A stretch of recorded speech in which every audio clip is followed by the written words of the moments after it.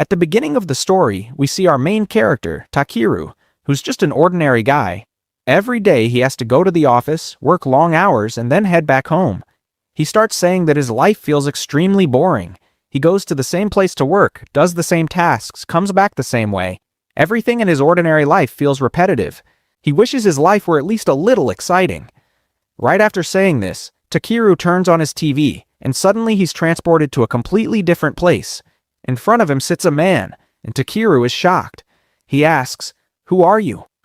The man replies that he's the one who watches over the solar system, and Takeru can consider him a god. He manages the entire universe.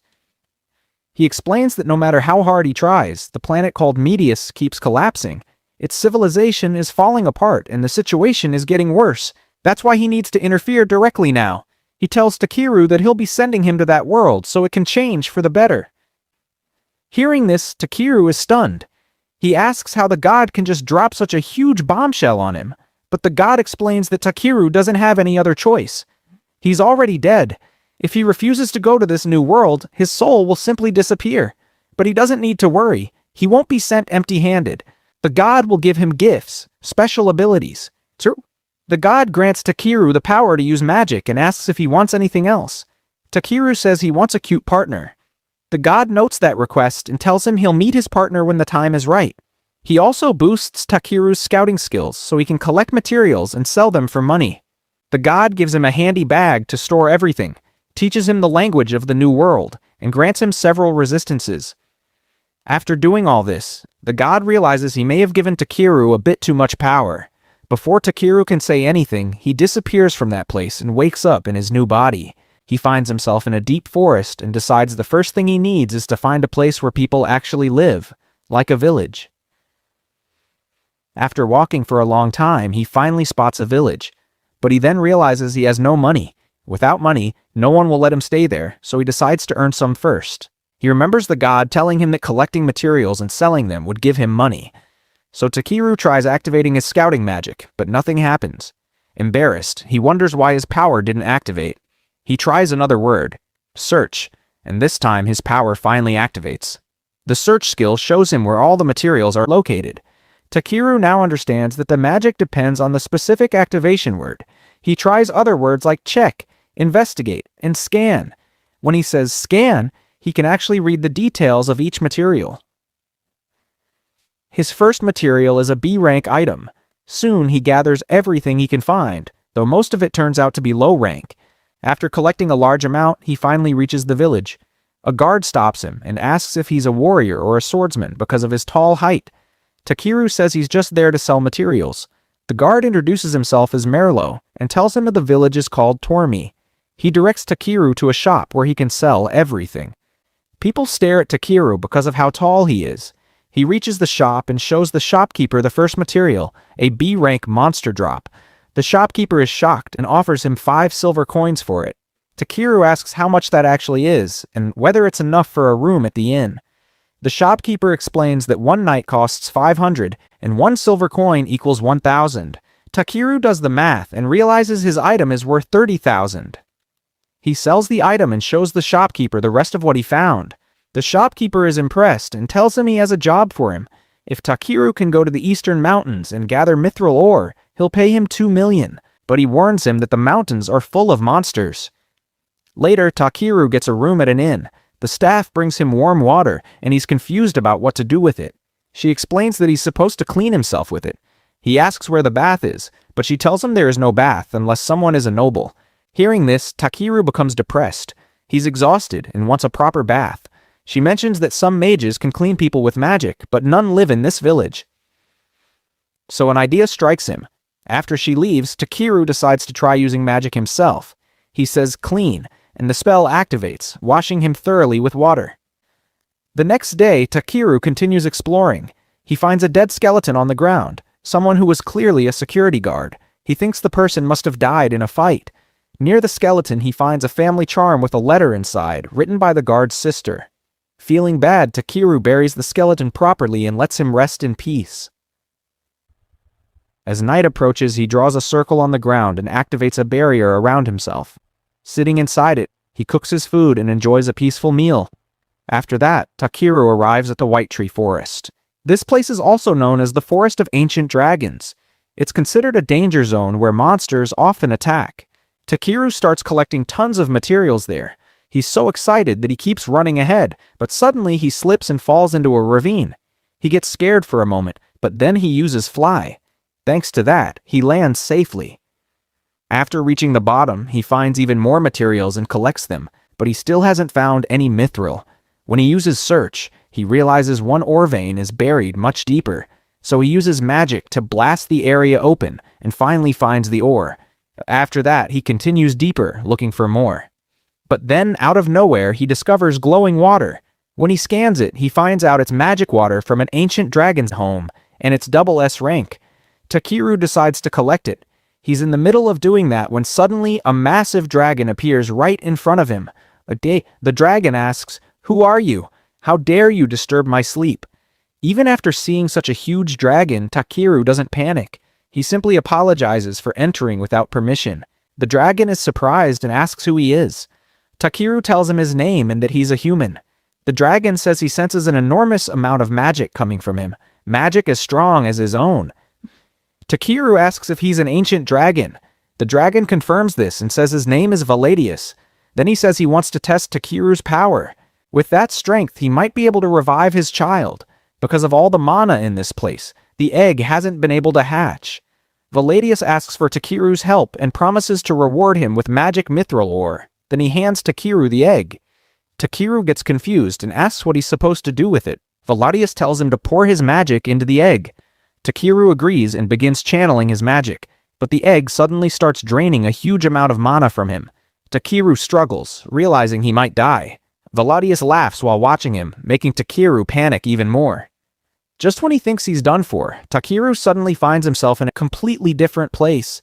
A god is standing in front of him, but he looks different from the one he met earlier. This god tells him he's too careless. Normally when people see a dragon, they faint or run for their lives. But Takeru didn't do that. By acting like this, he has changed the laws of the world itself. The god says he had been trying for thousands of years to bring change to this world, but Takeru managed to create change almost immediately. It seems the other god gave him incredibly powerful blessings. Then he reminds Takeru that he asked for a cute partner.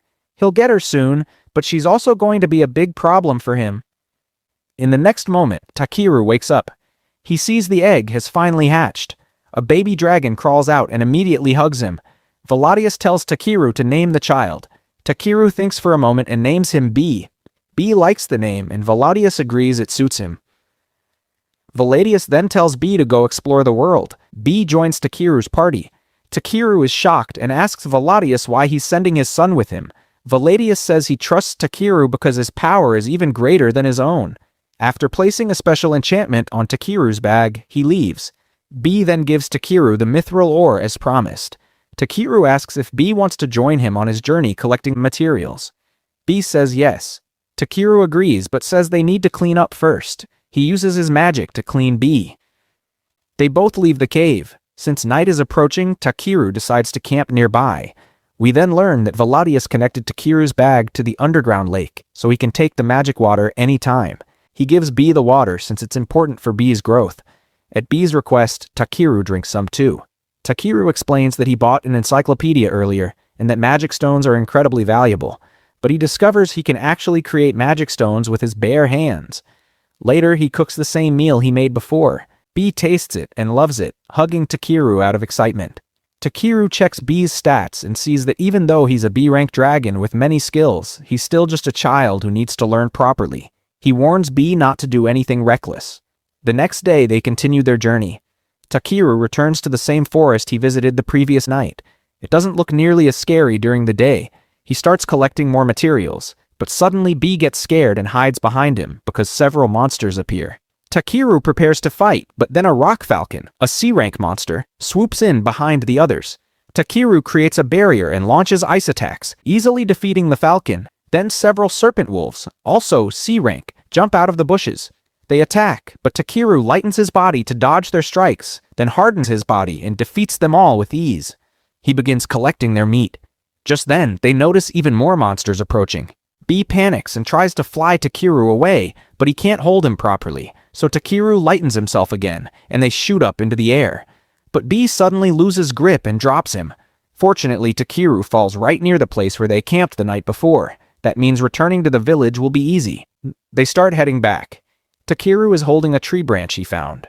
B asks what it is, and Takeru explains it came from his bag. It's a branch of the famous tree Yggdrasil. B channels a bit of mana into it, and the branch transforms into a magic staff. Suddenly, B hears something and runs into the forest. Takeru follows him and finds an elf girl sitting there. He wonders if she was attacked by monsters. She says no, she hasn't eaten anything for 3 days and needs water. Takeru gives her some to drink, but then she says she's hungry again. That's when Takeru remembers the innkeeper packed him a lunch. Takeru hands it to her, and she really likes the lunch a lot. Seeing that she's okay now, Takeru asks, "Tell me something. The village isn't even that far from here, so how are you out here without any food?" The girl replies that she was in a hurry. Takeru says, "Even if you were in a hurry, you could have at least packed some basic rations. That's just common sense." Hearing that, the elf girl gets a little annoyed. She's about to explain her reason, but then Takeru notices a really strong smell coming from her. Seeing his reaction, the elf gets angry and says, "Fine, if that's how it is, I'm leaving. I'm in a hurry anyway." Saying that, she runs off. In the next scene, Takeru gathers more materials from the forest and finally comes out to the road. Just then, he sees a horse carriage approaching. The people in it are surprised to see him there and ask, "Where are you headed?" He says, "I'm going to Tormi village." Hearing this, they tell him that walking that far is pretty tough. They ask, "Are you a mage?" He replies, No, I just collect materials and sell them."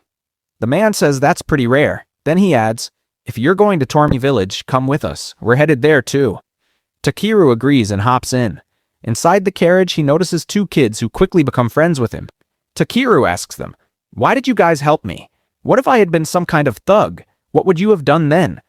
They tell him that they would have known because they have an item that warns them when danger is nearby. Hearing that, Takeru thinks he should make an item like that too. He introduces himself and they introduce themselves as well. The lady says, "My name is Eliza, this girl is Yunon, this girl is Ken, and that man is Poron." Suddenly, they all hear B's sound. Yunon asks him to show them what it is. Takeru says he's not sure if he should because the monster is extremely rare. Eliza tells him that monsters aren't that rare, and adventurers often keep them with them. So Takeru agrees and shows them B. He tells them it's a baby black dragon, but he doesn't tell them it's actually an ancient dragon. They're shocked and say, "This is a dragon. Does that mean you're a Dragonite?" Takeru quickly says no, and explains he just found the dragon egg. Hearing that, they're even more surprised and say they've never heard of such a thing. Takeru then asks, "Does that mean dragons really are rare?"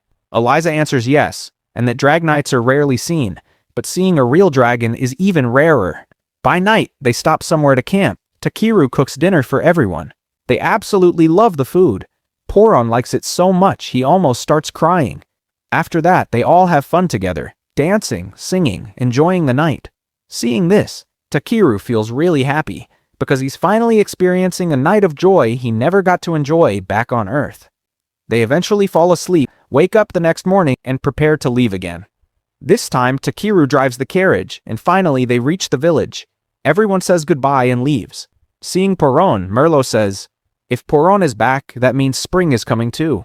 He clarifies that he's talking about the season, not a girl named Spring. Takeru asks what Poron actually does, and Merlo explains that during winter, Poron travels to warmer places and works there weaving clothes to earn money. After that, Takeru returns to the shop where Jeremy begins checking all of Takeru's materials. Takeru also shows him the Mistral ore, along with the Mistral magic ore. Jeremy is shocked when he sees it and asks, "Where in the world did you get this? These are the kind of things you only read about in stories. They're so valuable that just a few pieces can replace magic stones for the entire kingdom." Takeru is stunned to hear how powerful the ore actually is. He says he just happened to find them. Jeremy then tells him, "You really don't know anything about common sense in this world, do you? It would be better if you go to Belkown. It's a city much bigger than this village. You'll find an adventurers guild there, and you'll get plenty of information. You'll understand how this world really works. You can also sell your materials there." Takeru agrees with him. In the next scene, Takeru goes back to his room and starts researching what a guild actually is. After learning a lot about guilds, he says, "I'm really lucky to have come to this world. I want to travel. I want to see things I've never seen before. And if I become an adventurer, I'll be able to earn money and travel at the same time.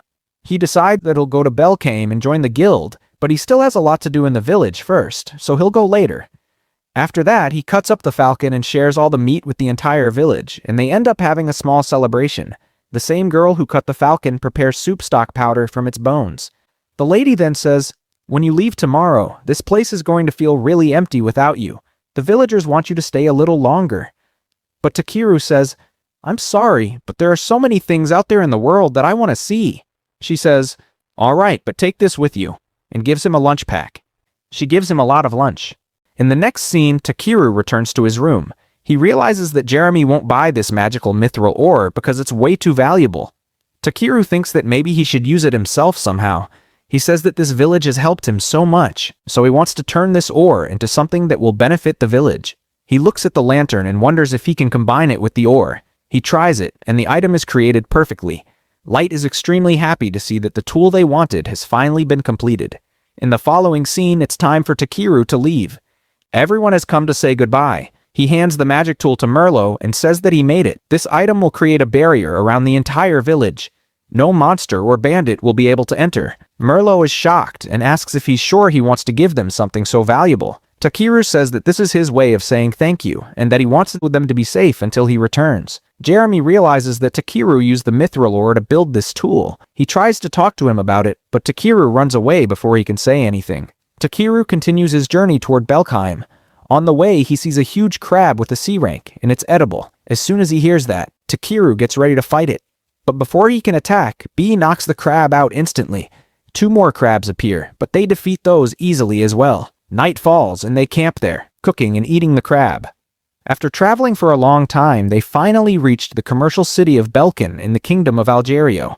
When scanning the area, Takeru learns that this city has the biggest guild on the continent. Before entering the city, an inspection is taking place.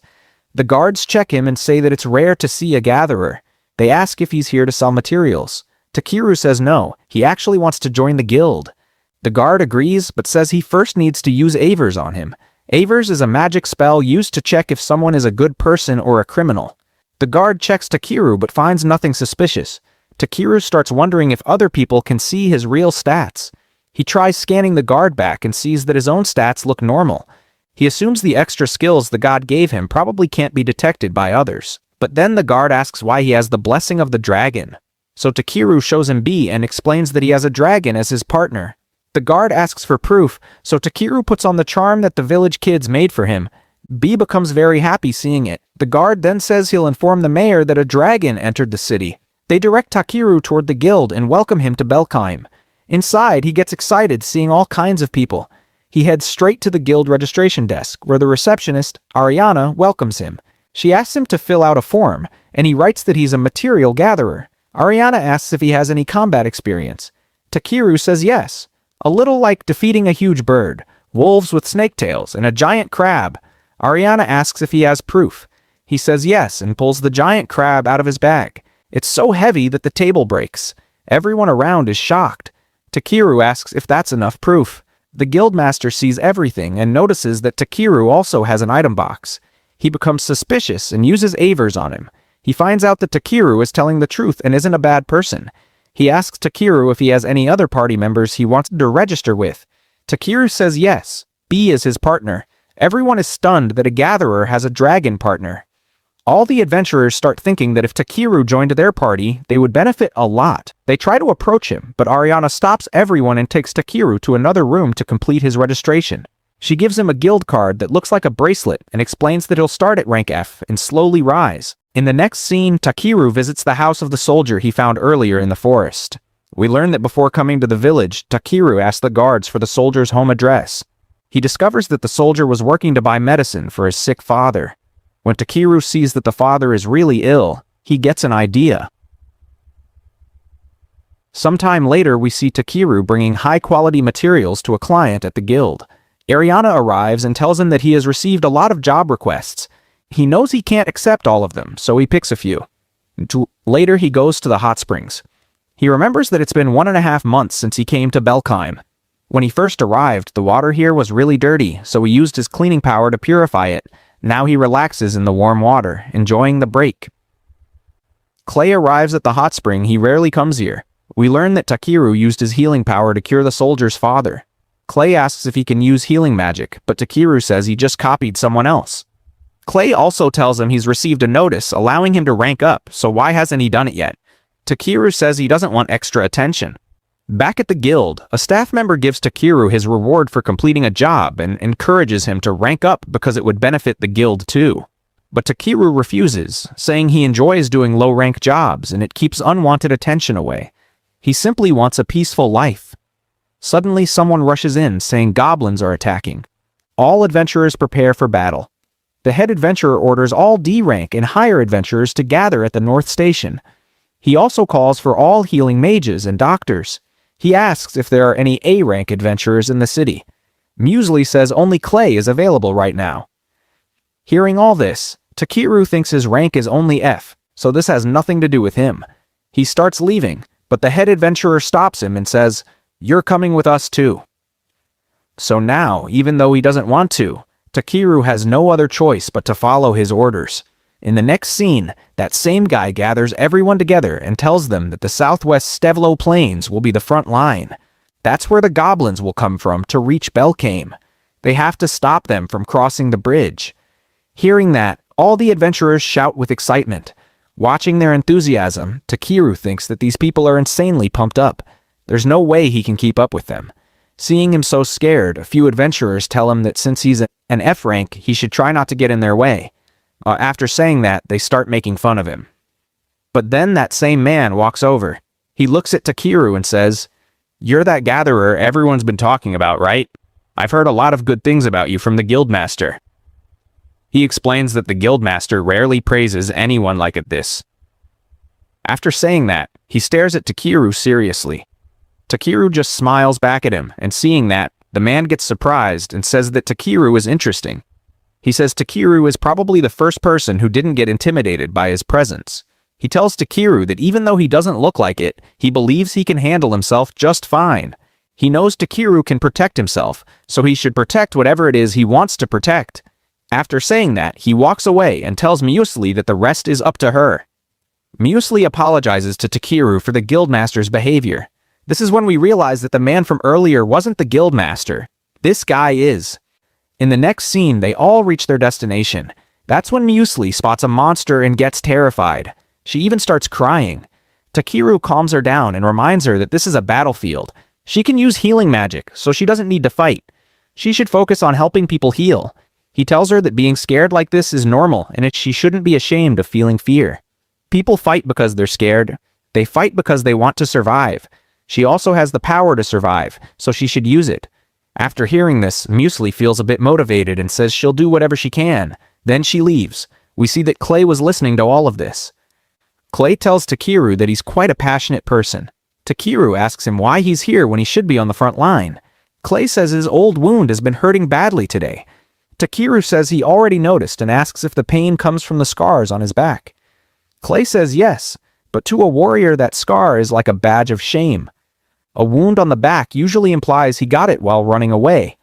But Takeru tells him that he knows Clay got that injury while protecting someone. If he survived even after taking such a massive wound, it means he's strong enough to protect others too. So why should he feel ashamed? Hearing this makes Clay genuinely happy. Suddenly, they see that the goblins have broken through the front line and reached their area. Clay decides to move forward. Takeru tries stopping him, reminding him of the pain, but Clay says that even if his body breaks, he'll still protect Takeru and everyone else. Then he runs off to fight. Takeru notices that Muesli is healing everyone, and she's no longer scared. Seeing that, he realizes he can't just sit around doing nothing. So he casts a magic shield around that area to protect the people there and heads out to find Clay. The scene shifts to the battlefield where two adventurers are struggling to handle a huge number of goblins. Some goblins get past them and start heading toward Belkame. That's when Takeru arrives. He hardens his arm and starts taking down goblins instantly. Then B uses his lightning power to wipe out the rest. When Takeru asks the adventurers how the monsters made it this far, they reveal that a high-ranking monster, a goblin sergeant, showed up. Because of that, the front line collapsed. They say they only escaped because of Clay. Next, we see Clay himself fighting a huge crowd of goblins, but he's reaching his limit. The goblins get ready to finish him off, but B shows up and destroys them with lightning. Seeing Takeru, Clay asks what he's doing there. Takeru says his condition isn't good enough to keep fighting, and his wound is hurting too much. He tells Clay they should retreat, regroup, and plan a counterattack. He says B and he can still fight, so Clay should relax. But Clay says no. Even if they run, the goblins will catch them. That's when the goblin sergeant appears and attacks them. More goblins surround them, forcing them to fight. During the battle, Takeru asks Clay if that wound on his back means something important to him, and why he never healed it. Clay says he hates that scar. It reminds him of a mistake he made. So Takeru tells him that if he hates the scar so much, he'll erase it. He takes out a flask of magic water from his bag and pours it on Clay's back, and then he uses his power to heal it completely. Clay's injury heals, but then he transforms and becomes far stronger than before. Now he easily destroys the enemies. Later, when the guildmaster arrives, he asks Takeru if he was the one who awakened Clay's power. Takeru says he only used some healing magic, but the guildmaster says that's not totally true. He heard Takeru cast a pretty strong spell on Clay. He asks who Takeru really is. Takeru simply says he's just a normal F-rank adventurer who gathers materials. The guildmaster finds that suspicious, but lets it go and says the guild will reward him for his actions. That night, Clay is back to normal. He asks Takeru what he did to give him so much power. Takeru explains that he just used magic element water and cast a spell called Retifulias. He says that the water came from an underground lake connected to the home of an ancient dragon. Hearing this, Clay is shocked and asks, "Ancient dragon? Who is that?" Takeru explains that they're B's parents. After hearing this, Clay becomes even more surprised and asks Takeru why he poured that water on him in the first place. Takeru says he thought doing that would speed up his healing. Clay then says, "So that means you can use advanced healing spells too?" Takeru replies that he was only copying what he had seen before. Apparently, healing magic becomes far more effective when he imagines the body's composition. It worked because he already knew that the important nerves are concentrated inside the back. Hearing all this, Clay becomes completely shocked and asks Takeru to tell the truth about who he really is. Takeru starts thinking hard about what he should do. God never told him that he can't reveal his identity, but if the truth comes out, he won't be able to live a normal life anymore. At the same time, he feels guilty because Clay's appearance changed because of him. Thinking about all of this stresses Takeru out. Seeing him troubled, Clay says he doesn't have to tell him anything if it makes him uncomfortable, and apologizes for forcing him. After saying that, Clay begins to leave, but Takeru stops him and says that he trusts him, and that's why he will tell him. He explains that he's from another world. Clay is shocked again and asks if he means he reincarnated. Takeru tells him yes, he already died once and was reborn inside this body. Then we see Takeru explain everything about how he arrived in this world.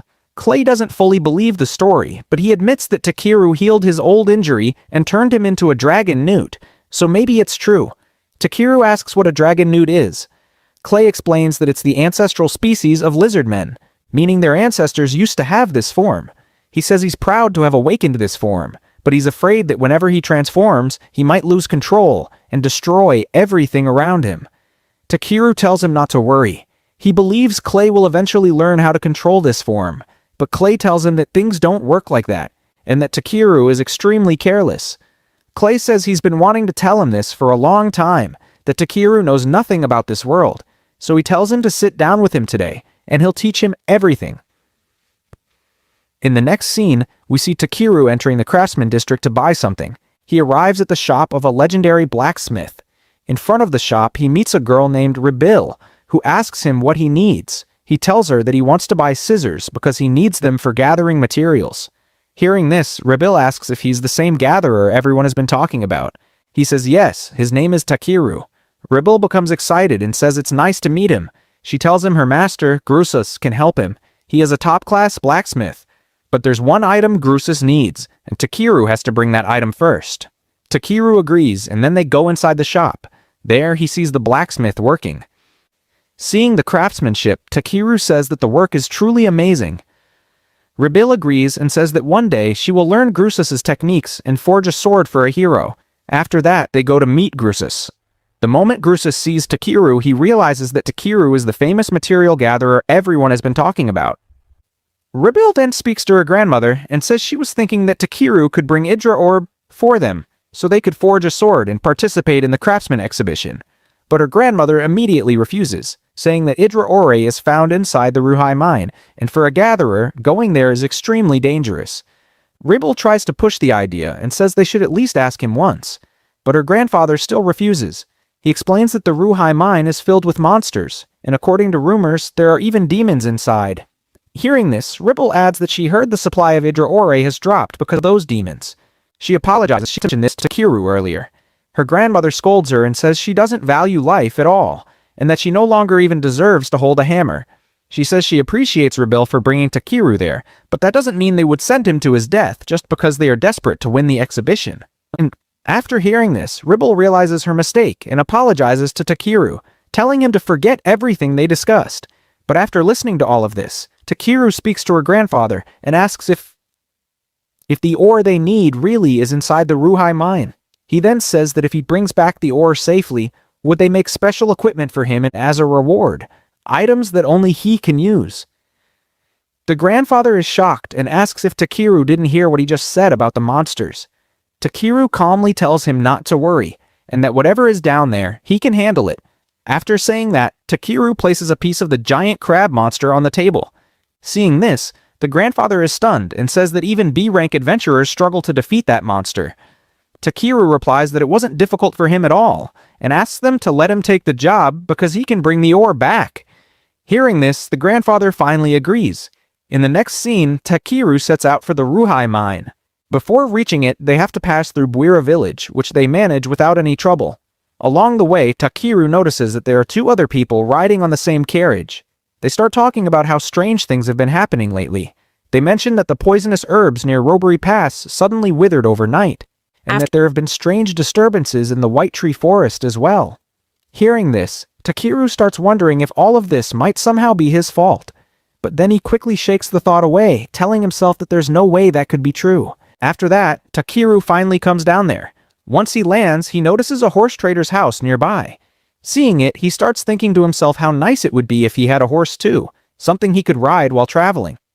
Just then, he suddenly hears the voice of the same elf. She is talking to the horse trader and says that she wants a white horse, not a bird. The man replies that for them this creature counts as a horse because it can carry luggage. But if she truly wants a white horse, meaning a white Pegasus, then she should go to Vorial, which is the dwarf kingdom. The girl agrees with him.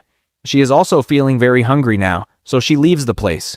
Hearing all this, Takiru thinks to himself that she is heading to the same place as them. Before moving forward, Takiru enters a forest. There, he starts collecting various materials. Suddenly, he sees the same elf again. She looks hungry and thirsty. Takiru decides to help her and gives her water and food, but even after that, he notices a bad smell coming from her. So he uses cleanse magic and completely cleans her. Seeing this, the girl becomes very happy. She then introduces herself and tells him her name is Vel. She says that whenever someone helps an elf, elves always return the favor. She offers to help Takiru with his work. Takiru agrees and says that they will take her help at least until they reach the next town. After that, all of them gather a lot of items in the forest together. Night starts approaching, and Vel says she will go collect firewood. Takiru tells her that it's not necessary because he has magic stones to light a fire. But Vel explains that if they use real firewood and make a proper campfire, other adventurers passing by will know that this is a safe camping spot and can use it as well. Takiru realizes she is right and praises her for her smart thinking. Vel then goes into the forest, but instead of bringing firewood, she comes back carrying an entire chunk of a tree. Takiru looks confused and tells her that they only needed firewood. Vel tells him not to worry. She throws the large piece of wood into the air, pulls out her knife, and unleashes multiple attacks on it. In seconds, the tree chunk breaks into many small pieces of firewood, perfect for starting a fire. Takiru notices that the sword Vel is carrying is an A-rank weapon. In the next scene, Takiru cooks a meal. Vel loves the food and praises his cooking. She then asks him if he is also going to Vorial. Takiru replies that he's going there because he got a job. He needs to collect Idra ore. He then asks her what she is going to do. Vel says that she is searching for the Heaven's White Pegasus. Her sister, Huvertikara, has been waiting for it for a long time. After finishing the meal, Takiru tells her that since he has taken her help again, he should do something in return. Vel agrees. Takeru then suggests hiring her as his bodyguard. He also tells her that he wants to learn the technique she used to cut the wood so skillfully. Vel accepts his offer and agrees to become his bodyguard. Later, it's time to sleep. Bee and Vel snore so loudly that Takeru can't sleep at all. The next morning, they continue their journey, but Takeru has no energy left. Dark circles appear under his eyes because he couldn't sleep all night. Soon they reach a river. Once they cross it, they will enter the Dwarf Kingdom and reach the Ryohi Mountains. After entering the kingdom, they first go to a restaurant and eat a special dwarf dish, which tastes amazing. Vel says that her friend also told her how delicious it was. She mentions that her friend is a legend man. Hearing this, Takeru is surprised and says that he also knows a legend man. Vel explains that her friend is an honorary dragon king and a holy dragon knight of the Stolfus Empire. She says he mentioned going to Belkheim, so Takeru might have already met him.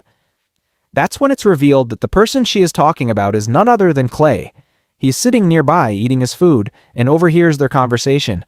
Clay introduces himself and says that Takeru is his friend. However, he is clearly angry that Takeru left town without telling him. Seeing Clay angry, Takeru gets nervous and apologizes. He explains that he did report to the guild, but forgot to inform Clay because he planned to be gone only for a short time. He says he is heading to the Ruhane mine to collect Idra ore. Clay warns him that his rank is too low to get a mining contract there. He also says that the place is extremely dangerous. Takeru replies that the reward will be worth it.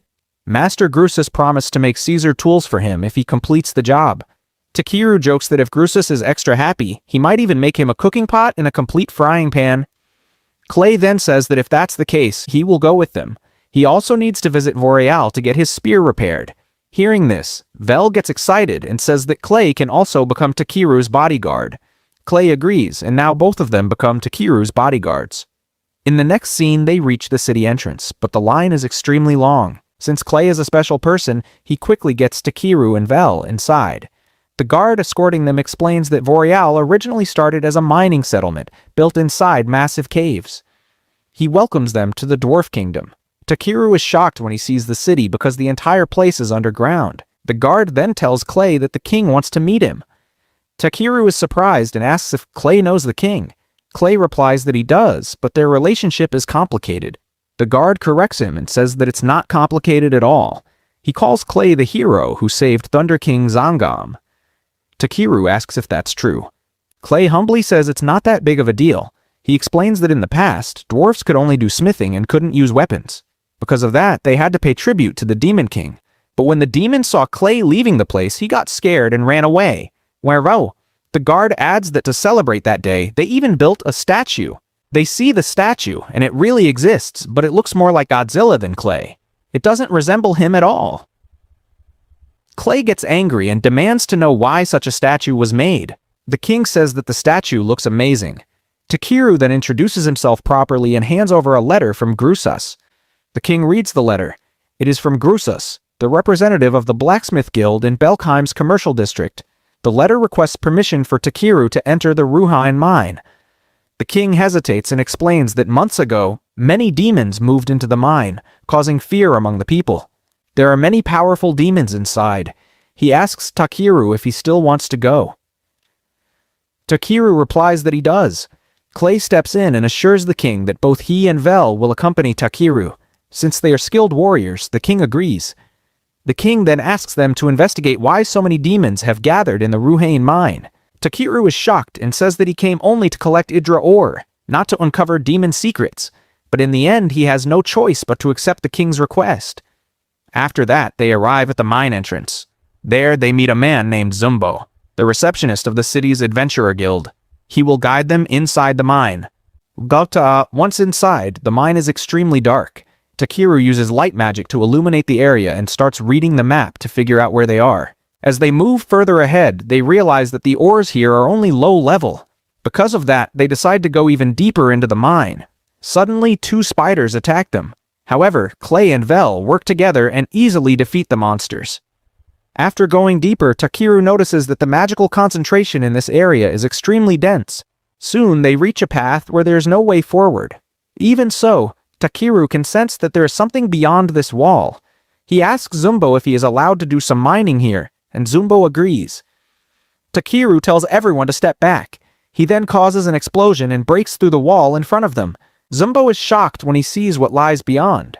There's an Indriite vein here, which is even rarer than Idra ore. Takiru scans it and learns that Indriite is actually a crystallized form of Idra ore. Just then, they realize that the demon living inside the cave is coming straight toward them. Seeing this, Takiru starts to get a little angry. He tells Vel and Clay to let him handle this demon because it is their prey. They soon discover that the demon is actually a massive crab. The moment Takiru and B see it, their mouths start watering because they both love the taste of crab. Vel and Clay are shocked to see that Takiru and B are thinking about eating it. The crab suddenly launches an attack. Vel warns them that this monster is A rank and they will need to fight it together. Clay agrees and prepares to battle. However, Takiru stops them and says that he will handle it alone. Takiru hardens his body and charges straight at the crab.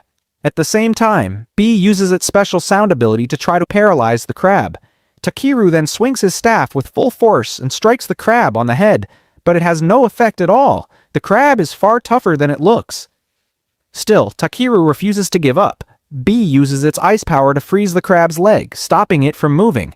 After scanning the monster, Takiru identifies its weak points. He attacks those precise spots and defeats the crab with ease. Everyone is left completely shocked. Clay then gets angry at Takiru and asks why he tried to fight such a monster alone. Takiru apologizes and says he got carried away. He explains that if they used weapons, blood would splash everywhere, and if the crab was injured in the wrong place, it wouldn't taste good. Clay sighs and says he understands that Takiru wanted to eat it, but he reminds him that he is his bodyguard. He tells Takiru that while he knows Takiru is strong and his magic is impressive, he wants him to stay calm in moments like this, trust his companions, and fight together. He assures him that neither he nor Vel will ignore Takiru's judgment, but they still want him to rely on them a little more. Takiru agrees and says he will be more careful next time. In the next scene, they collect all the mineral veins. However, Takiru can still feel a strong presence deeper ahead. He says that if they dig even further, they might find something even more incredible. Hearing this, Zumbo becomes so happy that he starts crying. He thanks Takiru for defeating the demon and gathering so many valuable minerals for them. While listening to all this, Takiru starts thinking to himself, in this world, earthquakes happen and monsters suddenly appear out of nowhere. Maybe this is the impact that God was talking about, the changes that would occur if he entered this world. Because of these changes, unexpected events are happening everywhere. His actions are clearly influencing many things. He hopes that his actions will bring positive changes to the people of this world. After leaving the mine, they go straight to meet the king.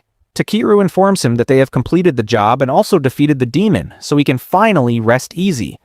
Zumbo confirms this and tells the king that Takiru defeated such a powerful demon almost single-handedly. As proof, Takiru pulls the demon out of his bag. The king is deeply impressed and tells Takiru that he can ask for any reward he wants. Takiru thinks for a moment and says that if that's the case, he wants the crab. In the next scene, they are heading back. Vel says that they earned a lot of money by completing the job and that it was a great success. But Takiru has no interest in money at all. He is busy thinking about all the different dishes he can make using that crab. Later they learn that Vel asked the king for a white Pegasus as her reward, and it has now arrived. At the same time, Clay's spear has also been fully repaired. It is now time for Vel to leave. She explains that she needed the Pegasus for her sister and that she is going to deliver it to her. Saying this, she mounts the Pegasus and flies away. After that, Takiru and Clay return to the city. When they enter the guild, they meet Ariana. She is shocked to see both of them together and asks if they formed a party. Takiru quickly replies that they only teamed up temporarily to complete a mission. But Clay interrupts and says that while it's true they went on a mission together, they have officially formed a party. Hearing this, Ariana becomes extremely happy and says this is wonderful news. She immediately leaves to inform the guildmaster.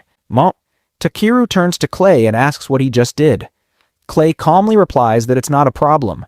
He says that he doesn't really have a destination, and he knows Takiru is far from a normal person, so it would be better for him to stay by Takiru's side.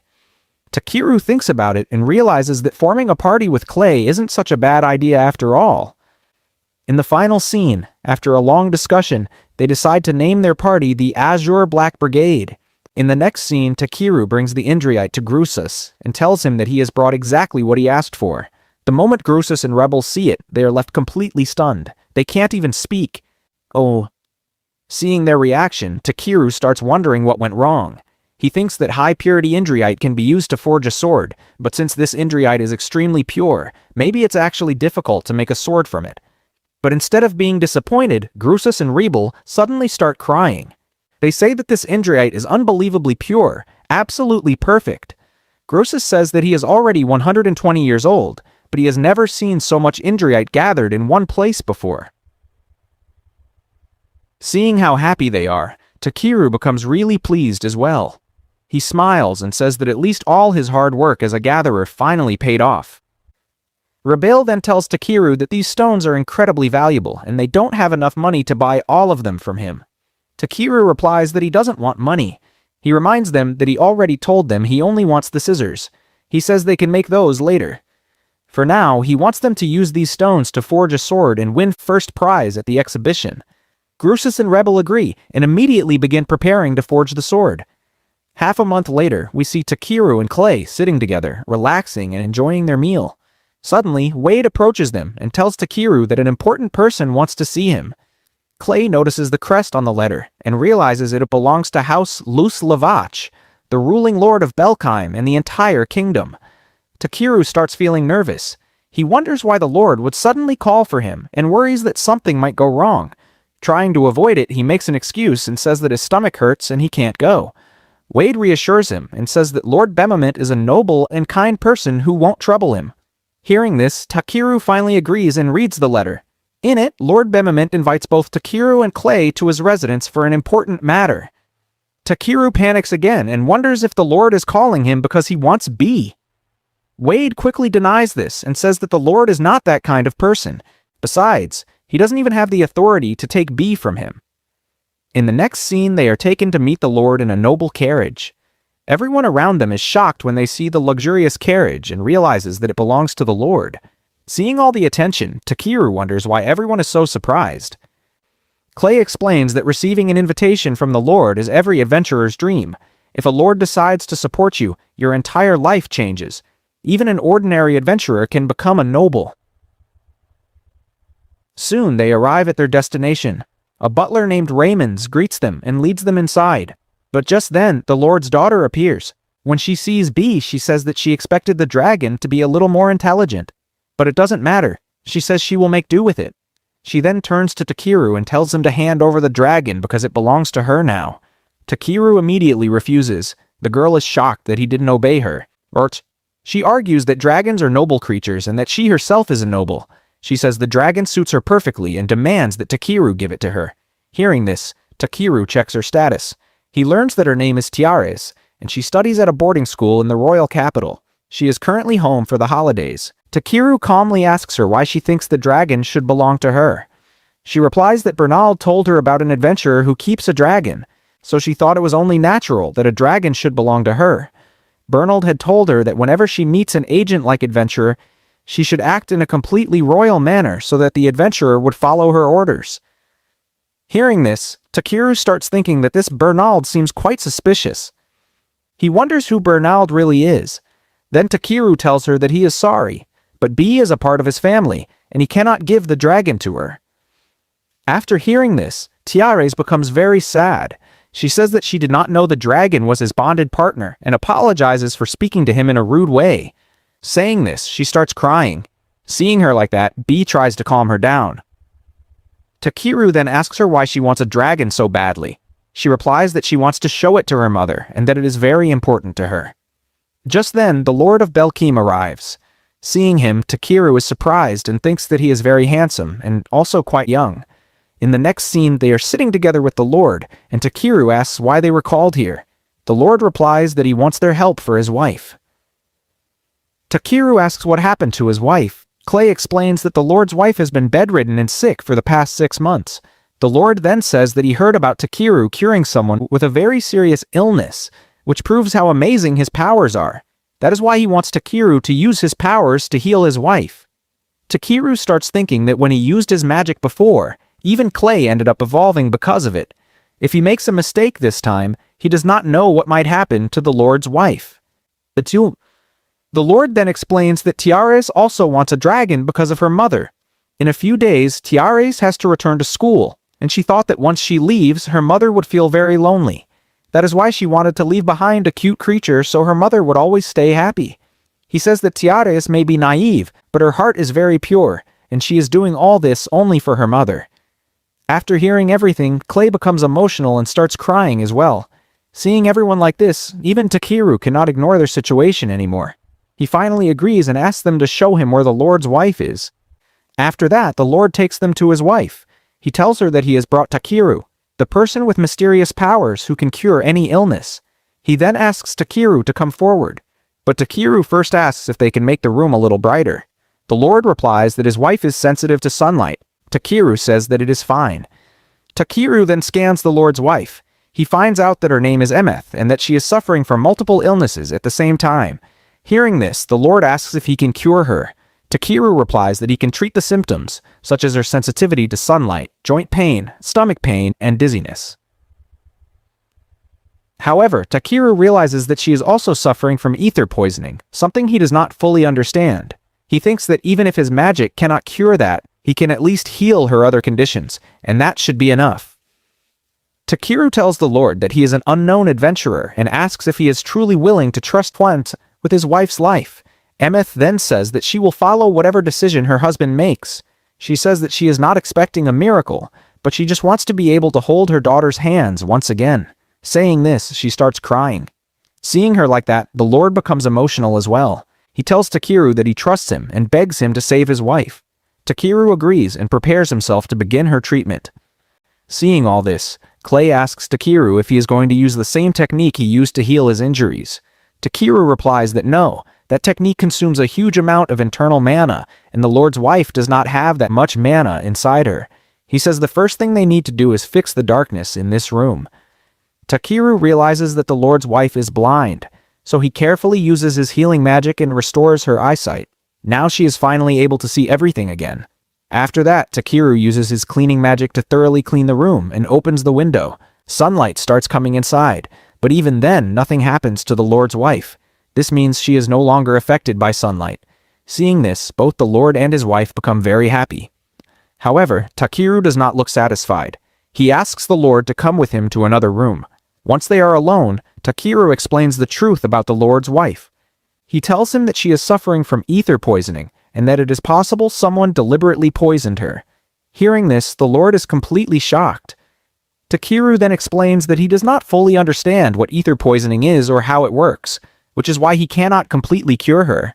He asks the Lord if it is possible to obtain an antidote for this poison.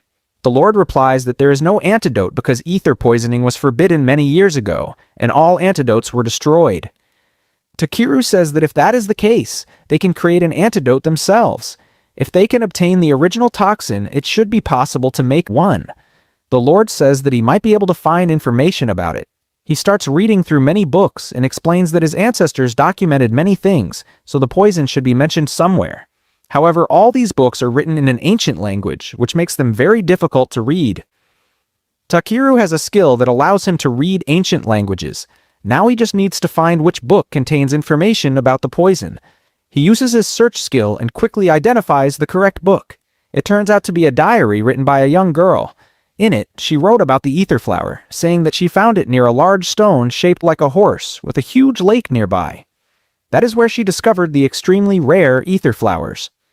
Clay says that he knows this place. It is near a small village called Asith.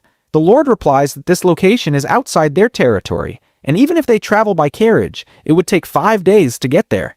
Takeru says that in that case, they need to leave immediately. He goes outside and places a stone near the castle. This stone will guard the castle and keep the Lord's wife safe. Just as they are about to leave, Tiares comes running over and apologizes again for speaking to Takeru so rudely earlier. Takeru tells her that it is fine and that realizing her mistake on her own is a very good thing. He says she should be proud of herself. He then warns her that after he leaves, someone might try to tell her that he is a villain or that he is trying to deceive them. If anyone says such things, she should not believe them right away and should first tell her father. After that, Takeru and Clay leave on horseback. Takeru uses his power to increase the speed of their horses. After traveling for a long time, they finally reach the location. However, they find that the area has become barren. They can see the lake, but Clay says that the place would be very beautiful before. After scanning the area, Takeru realizes that the water in the lake is poisoned. Just then, some villagers arrive. They're frightened when they see them and ask what they're doing there. Takeru introduces himself and explains that they came from Belkime. As proof, they show their guild bands. Suddenly, one of the villagers becomes dizzy. Seeing this, Takeru understands that the villagers are not getting proper food. He asks them what happened here. The villagers then take them to the rest of the village. One of the villagers explains that 10 months ago, the lake suddenly became polluted. All the fish died, and even the well water became unusable. Because of this, they could not do anything. Then a merchant named Ngache appeared and saved the village. He said that if they gave him the shiny golden flower that grows near the lake, he would save them. That flower was a divine flower passed down through their village legends. Only the villagers knew where it grew. With no other option, they gave him one plant every month. In return, he gave them 60 barrels of water. But that amount was not enough for farming, and soon they started facing food shortages. After hearing this, Clay says that the divine flower might actually be the ether flower. The villager agrees. Takeru says that from everything they have heard, Ngache seems like a very bad person. The villagers refuse to believe this and say that he saved their village. Takeru asks them to think carefully. He points out that Ngache appeared exactly when the water became polluted. He also explains that when he checked the lake, he found it poisoned. And if someone demands a toxic plant every month, that is extremely suspicious. Hearing this, the villager is shocked. He did not know that the flower was poisonous. Takeru tells them that yes, Ngache deceived them. Hearing this, the villagers are stunned and ask what they should do now. Takeru thinks to himself that Ngache is truly cruel for tormenting this village, and he will not forgive him. Takeru asks Bai to use creation magic. B agrees and rises above the clouds using magic to make it rain. Seeing the rain, everyone becomes happy. After that, Takeru uses cleaning magic to purify the people and repair magic to fix their houses. He then prepares delicious food for everyone. The villager becomes extremely grateful and asks what they can give him in return. Takeru replies that he needs the ether flower to create an antidote. Just then, Ganja and the other children arrive and start playing with Takeru. They take him to their secret base, where they have stored Lidas fruit. When Takeru tastes it, he realizes it tastes just like soy sauce. The scene then shifts to Tiares, who hears an alarm and rushes toward her mother's room. She remembers that Takeru had placed an alarm there. If anyone with malicious intent tried to approach her mother, the alarm would activate. As she runs, she wonders who would want to harm her mother. When she arrives, she discovers that it is Bernald. She asks him if he is trying to kill her mother. Bernald replies by asking why he would do that. Tiares tells him that Takeru said the alarm would only activate if someone with bad intentions came near her mother's room. Bernald scoffs and says that Takeru is just an adventurer and asks why she is trusting his words. He claims that adventurers are greedy by nature and says that the alarm is nothing more than a trick Takeru is using to deceive her. She insists that this cannot be true and says that Takeru would never do something like that. Bernald then asks her who she is going to trust, an adventurer or him. He says that he is the one who has loyally served her family for a very long time. Just then, the Lord arrives as well. After hearing both sides, the Lord says that it is possible Takeru could be deceiving them, but it is also true that because of Takeru, his wife's condition has improved. His magic device is telling him that Bernald is a threat. He demands that Bernald prove his innocence. The Lord asks his butler to bring some water and tells Bernald to drink it. He says this is the same water Bernald gave to his wife. If Bernald is innocent, he should drink it. Bernald refuses. The Lord then throws the water in Bernald's face. Bernald panics and shouts that it is poison. At that moment, the Lord drinks the water himself and calmly says there is no need to worry because it is just normal water. He explains that it was only a trick to expose the truth. After that, the Lord orders his guards to arrest Bernald. The butler then brings a letter that was found among Bernald's belongings. The letter is written in an ancient language, so Tiares cannot read it. However, after reading it, the Lord is completely shocked. He says that whoever wrote this letter is no ordinary thug. This must be the work of a large organization. The scene then shifts back to the village. Ngache arrives to meet the village chief, but the chief is not there. Another villager asks why he has come. Ngache replies that he arrived early this time to collect the ether flowers and asks where the village chief is. The villager says that the chief went somewhere with a group of adventurers. He also says that he heard the flowers Ngache takes are poisonous and that they will no longer give them to him. Hearing this, Ngache immediately calls in his guards and orders them to attack.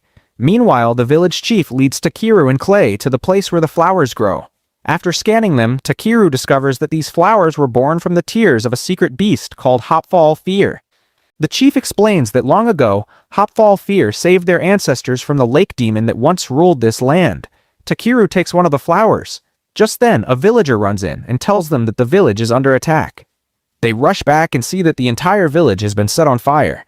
Working together, they put out the flames and save all the villagers. Fortunately, no one is injured, but the village has been burned to the ground. They realize that Ngache is responsible for this. Takeru also learns that Ngache took Ganja with him. Hearing this, Clay becomes furious and says he will not let Ngache get away, but Takeru is even angrier. He uses his search skill to locate them, and they quickly ride there on horseback. B scouts ahead and returns, telling Takeru that they are partying. Hearing this, Clay loses control of his anger and says they destroyed the entire village and are celebrating. He transforms and prepares to attack, but Takeru is even angrier. But Takeru tells him to calm down. He explains that if they rush in like this, they will be noticed and Ganja will be put in danger. Takeru realizes they need to move in secretly. Takeru activates a skill that turns both of them invisible, and they quietly sneak into the castle. They clear the lower floor, but they still cannot find Ganja. The scene then shifts to the enemies, who reveal that they captured Ganja to force him to reveal the location of the ether flowers. Their plan is to make the Lord's wife sick again. Once people realize that even the best healers cannot cure her, the only solution will be the ether flower. This will increase the demand, and they will be able to charge enormous amounts of money for it. As they are discussing this plan, Ngache gets angry and tells them to be quiet. However, Takeru and Clay are standing outside the gate and hear everything. Unable to control himself, Clay launches an attack. Ngache is about to lose, so he orders his companion to bring them out. The companion hesitates, saying they cannot control them yet, but Ngache says he does not care and orders him to do it anyway. At that moment, Takeru approaches Ngache, disguises his voice, and asks where the child is. Ngache reveals that Ganja is in another building. Takeru immediately leaves to rescue him. Takeru safely retrieves Ganja, but suddenly a demon appears. It is the lake demon, causing destruction everywhere. Takeru rushes in and scans it, discovering that it is an Anomone, a summoned monster with B rank. Ngache cannot control it anymore. Ngache begs Takeru for help, but Takeru asks why he should help him when all of this is his own fault.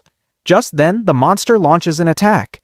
Ngache is about to be hit, but Takeru puts a barrier around him. Ngache is blown away but survives, only losing consciousness. Takeru realizes that no matter how many times the monster is cut, its tentacles regenerate. He uses magic to freeze all the tentacles. To defeat it, they need to strike its head. Clay agrees and delivers a powerful punch to the monster's head, but it is still not enough. The monster becomes enraged and attacks again. The impact sends Takeru and Ganja flying through the air. As they start falling, Takeru tells B to protect Ganja and hand him over. Takeru then falls into the poisonous lake. As he sinks into the water, Takeru thinks that he cannot believe he is risking his own life to save others. Sometimes his body moves on its own like this. At that moment, the god appears before him and tells him that even though he complains, he never abandons others. Because of him, this world is changing for the better. The god admits that there have been some side effects because of him, but says it is fine. Since Takeru is a good person and the god also cares about this world, he decides to give him a gift and grant his wish. Takeru says that he does not want to die yet. He still has many things to do. He wants to eat a lot of good food, watch Bai grow up, and see how Clay turns out. Then he remembers that he was supposed to receive an ultimate teaser as well. Just as Takeru is about to drown, a white horse appears and pulls him out of the water. This horse is actually a mare. She reveals that she is Hopfall Fear, the secret beast. She shows him that the poisoned water has now been completely purified. She explains that this happened because of him. He purified her land. Due to stagnant mana, the land had become corrupted, and she was unable to use her powers. To restore fertility and cleanse the water, she created the ether flowers and imbued them with purification.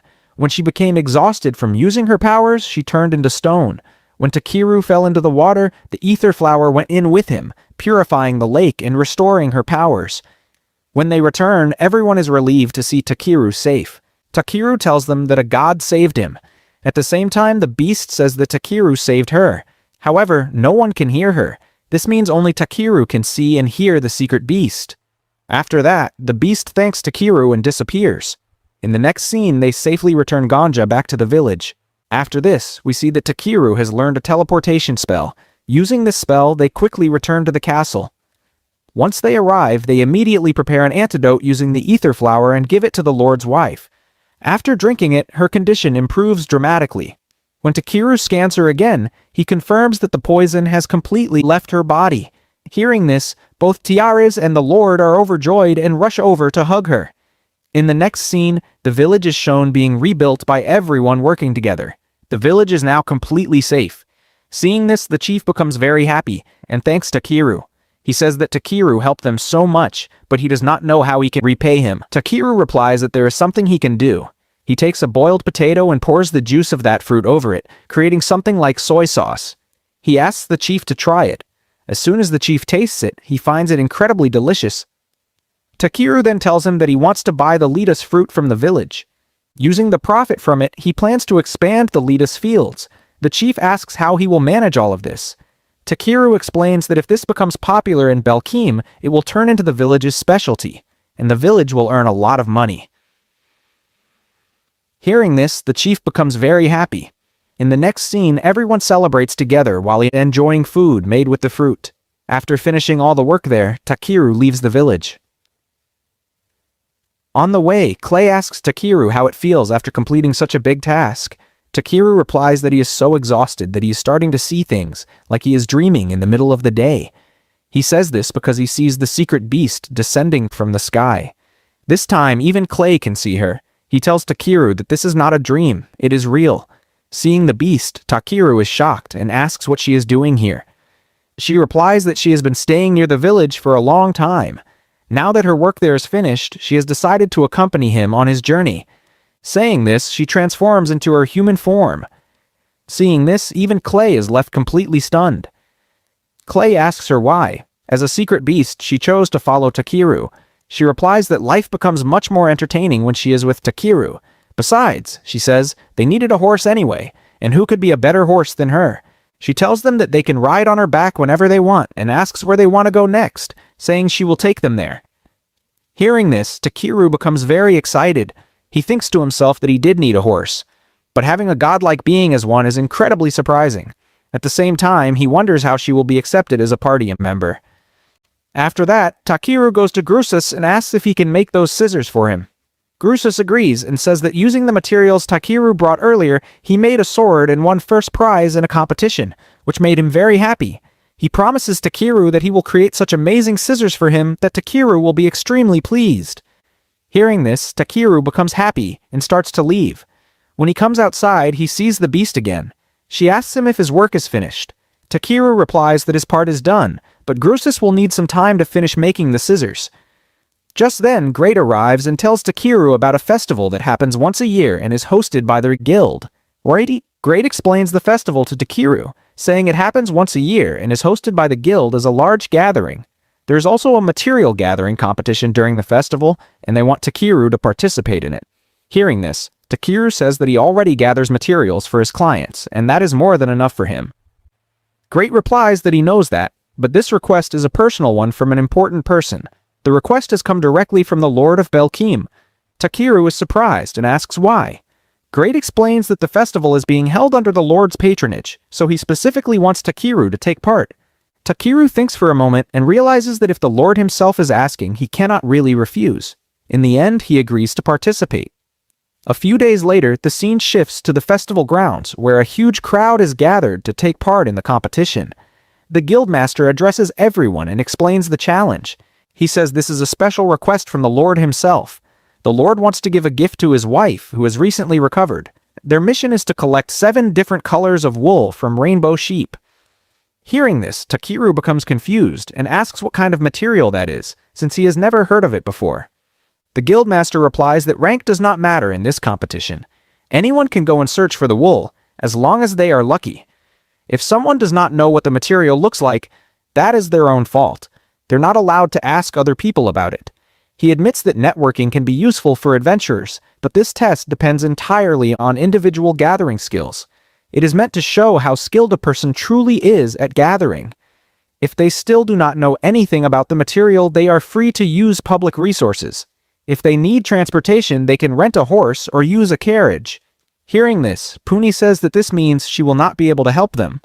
The guildmaster then adds that participants are not allowed to receive help from their party members either. If someone wins the competition, all the glory and rewards will belong to them alone. Hearing this, everyone agrees to the rules. After listening to all of this, Clay says that it means they cannot work together as a party this time and asks Takeru what he plans to do. He also points out that at least magic has not been banned, so if Takeru uses teleportation, he could return within half an hour. Takeru refuses and says that if he does that, it will bring a lot of complaints and unwanted attention. B is very upset because he cannot accompany Takeru in the competition. He starts crying and refuses to leave Takeru's side.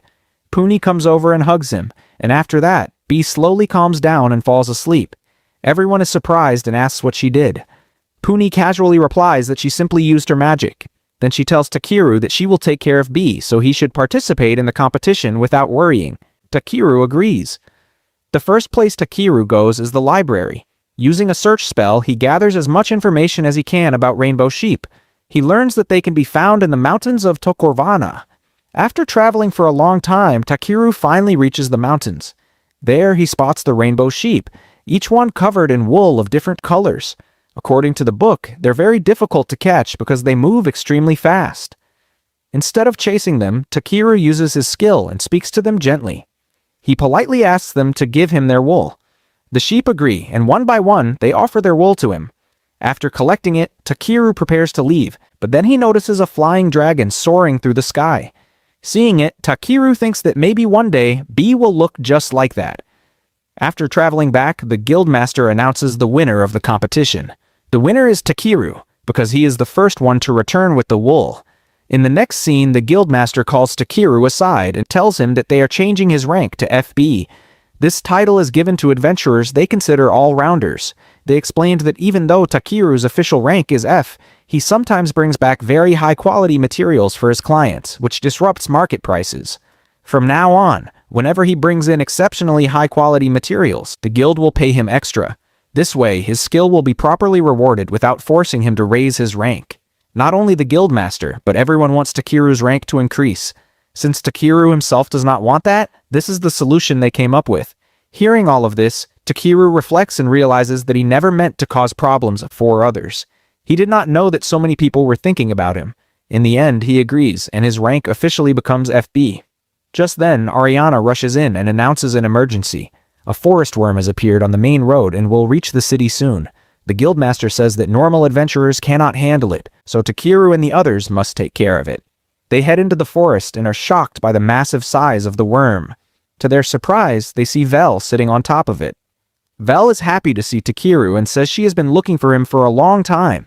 As she approaches him, a terrible smell surrounds her. Takeru immediately uses clean magic on her, washing her completely. Then he asks why she is riding such a huge monster. Vel asks him if he would do something for her. She reminds him that he wanted a unicorn, so she brought Kairos with her. She explains that the worm used to be her best friend back in her hometown. The worm still smells bad, so Takeru uses clean magic on it as well. Seeing this, the worm gets frightened and burrows into the ground. Takeru apologizes and says he does not want such a huge creature to ride. Vel replies that this means he wants a unicorn. Puni comments that a unicorn would look quite normal compared to her. Vel asks who Puni is, and Takeru says it is a long story and that he will explain once they reach town. Later they sit together, eat, and talk. Takeru tells Vel everything, how he formed a party with Clay, what happened in the village, and how they met Puni.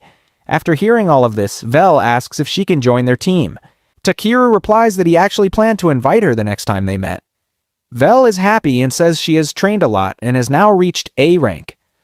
Puni notices that Vel's aura is extremely pure and calming to her spirit. She starts to say something, but Vel stops her from continuing. Puni agrees to stay quiet.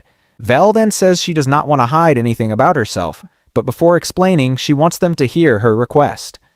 Vel explains that her older sister, Luthik Kara, ran away from their homeland. She asks them to help find her. Her sister was chosen to become the Shine Maiden, the one destined to give birth to the next leaders. She was supposed to marry a man from their clan and have a child. which is considered a great honor and a sacred duty passed down through tradition. However, before the wedding, her sister ran away, saying she did not love that man and refused to marry him. She left behind a condition. She said she would only marry if she was given a white Pegasus so beautiful that it should not even exist in this world. Vel explains that she went searching for that white Pegasus, but when she returned, her sister was already gone. That is when she realized that if anyone could find her sister, it would be Takeru. Takeru points out that her sister ran away because she did not want to marry, and asks if bringing her back is really the right thing to do. Vel replies that she does not want to force her sister to return. She just wants to know why she left without telling her anything. Takeru agrees to help and asks Clay if he will help as well. Clay agrees, and Puni does too. Takeru then says they should head to the elf hometown. He asks Vel where the elf village is located. Vel explains that it lies deep within the forest and only appears when certain conditions are met. To reach it, they must pass through the forest. She says that elves use their unique magic to create paths that only elves know. Outsiders are never told about them. It is like a special form of magic. Puni then transforms and says that if they are going deep into the forest, everyone should ride on her. They agree, and Puni carries them swiftly into the depths of the forest. Once they are deep inside, Vel begins to pray. As she does, a vortex opens up. Vel tells everyone to touch the vortex with their eyes closed. She enters first, followed by Clay and B. Takeru is about to go in when Puni warns him to be careful around Vel. She says Vel is very bright, but he should not let that fool him. Before Takeru can ask what she means, Puni enters the vortex. Takeru follows them inside and is stunned by the sight before him. The place is incredibly beautiful. He says in awe that this must be the home of the elves. Soon the others arrive as well, a bit dirty from falling. Takeru is about to use clean magic on them when suddenly a barrage of arrows rains down. Takeru quickly creates a shield and asks what is going on. Vel suddenly stops her companions and picks up one of the arrows, saying it belongs to her homeland. At that moment, a man appears who already knows Vel. He says he sensed an intruder entering the village and knew it had to be her. Hearing this, Takeru is shocked and remembers Puni's warning to be careful around Vel. After that, the two men start questioning Vel again, asking how she dared to bring outsiders into their home. Vel tries to calmly explain that they are her friends and that they would not harm anyone. She tells them that they are only looking for Luthik Kara, but the man still refuses to listen. He reminds her of the rules of their home and then looks at Puni, saying that she even brought a monster here. Hearing that, Puni gets furious. She steps outside the barrier and angrily asks how he dared to call her a monster. Her anger keeps rising until she suddenly transforms. Seeing this, the man gets terrified and realizes that Puni is actually a god. Puni openly admits it and warns them that she will not spare anyone who mocks her. After saying that, she strikes them with lightning. This finally knocks some sense into them, and the man immediately starts apologizing.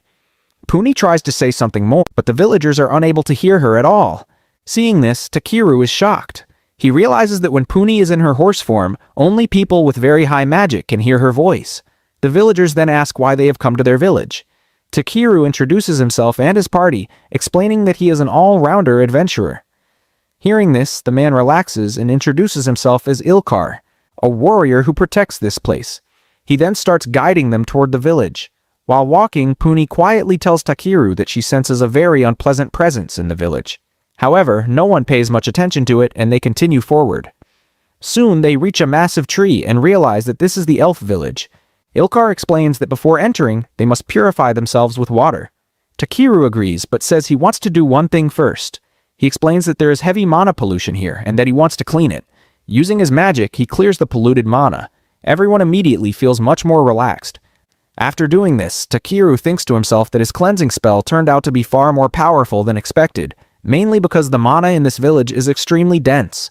After that, they move forward and climb the tree. Vel explains that this is the great tree Govin, and inside it lies a palace where the high elves live. Only high elves or those with special permission are allowed to enter. Hearing this, Clay is shocked and asks Vel if that means she is a high elf. Vel admits that she is. Takeru then asks what is wrong with that. Vel explains that even though she is a high elf, she broke the law. High elves are not allowed to leave the village. Clay adds that high elves strictly follow rules and regulations, and their laws are extremely strict. Takeru responds that it does not matter. If leaving the village was her choice, then she had every right to follow her own will. He He says that personal choice is more important than rules and that he is sure she had a valid reason for leaving. He believes that while following laws is important, crushing your own heart to obey them is even worse. People should live the way they want to live. Hearing this, Vel is deeply shocked and starts blushing. Clay also adds that he does not care much about his village rules either. Puni agrees and bluntly says that high elves are narrow-minded people who see their tiny world as everything. Hearing all this support, Vel becomes extremely emotional and starts crying, feeling truly accepted. After that, they enter the palace, where they meet a girl named Embry. She is very happy to see Vel and warmly welcomes her. Vel asks her to inform her older brother that she wants to meet him. Embry agrees and everyone sits down to wait. Soon, Vel's brother arrives. Takeru is shocked to see that Vel's brother is very small in size. Vel, on the other hand, is overjoyed and rushes to hug him. However, he dodges and jokingly says that he does not want to be crushed by her strength. He then asks her to introduce her companions. Vel introduces her party and then introduces her brother as well. She tells them that his name is Ochester and that he is the governor of this place. Takeru struggles to pronounce his name and asks if he can call him R instead. Ochester agrees. R then bows respectfully in front of Puni, saying that he is honored to welcome her to his homeland. He then shakes hands with Takeru and apologizes for the attack carried out by his subordinates. Takeru is shocked by R's small hands. R notices this and explains that Takeru is probably wondering why he is so small despite being a high elf. He says that while their title is grand, their clan is cursed and it cannot be changed. Hearing this, Vel starts crying again and says that she wants to save the village from this curse. She refuses to accept a future where their race is completely wiped out. All of this leaves Takeru deeply confused. Seeing Vel cry, R apologizes and says that his younger brother tends to cry easily. This shocks Takeru even more, as he realizes that Vel is actually male. Vel then explains that she is a girl, but also a little bit of a man. Takeru is completely baffled and asks how that is possible. He then looks at Clay and Puni, surprised that they are not shocked at all. Clay explains that this is normal, and that there are races like lizardmen who are born as both male and female. AR then adds that the curse did not end with him alone. Vel is cursed as well, which places a heavy burden on him. Takeru starts wondering if this curse is tied to their bloodline, and if it is something related specifically to high elves. R then suggests that everyone should rest. But before that, Takeru asks why the mana particles in the village are so dense. R is shocked that Takeru could sense this and explains that the mana concentration has been increasing steadily for the past 6 months. Takeru asks if he can try something, and R agrees. In the next scene, Takeru steps outside and begins creating a magic stone. Seeing this, the guards panic and say it is dangerous, rushing to stop him. R immediately stops them and tells them to let Takeru continue. Takeru then creates an enormous mana stone and asks R to place his hand on it and say, "Start." R does so despite the guards trying to stop him. The mana stone rises high into the sky and releases its power, restoring the village's mana and completely clearing the dense concentration. The villagers feel significantly better than before. Seeing this miracle, R tells Takeru that this means he must be the person whose blood is different from everyone else.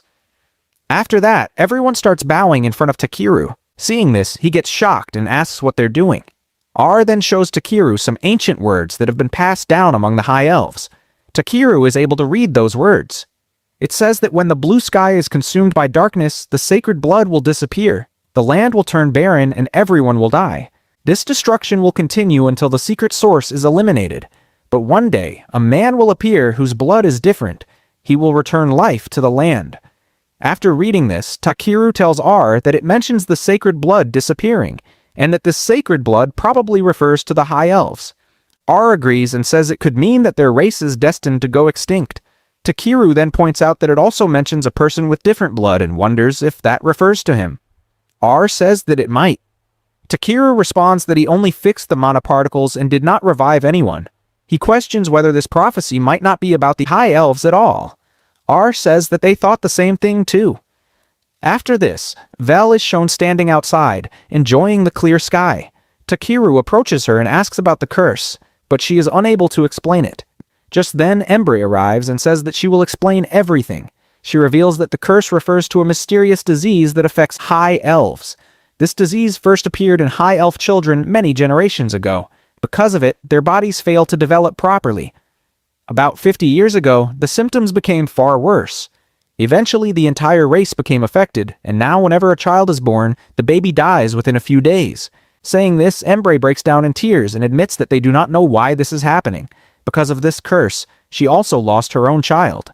Seeing this, Takeru feels deeply disturbed and wonders what kind of curse could cause something so cruel. In the next scene, Takeru goes to meet the Elf Queen, Melcaria. She has the ability to see a person's aura. She says that Takeru's aura color is extremely interesting.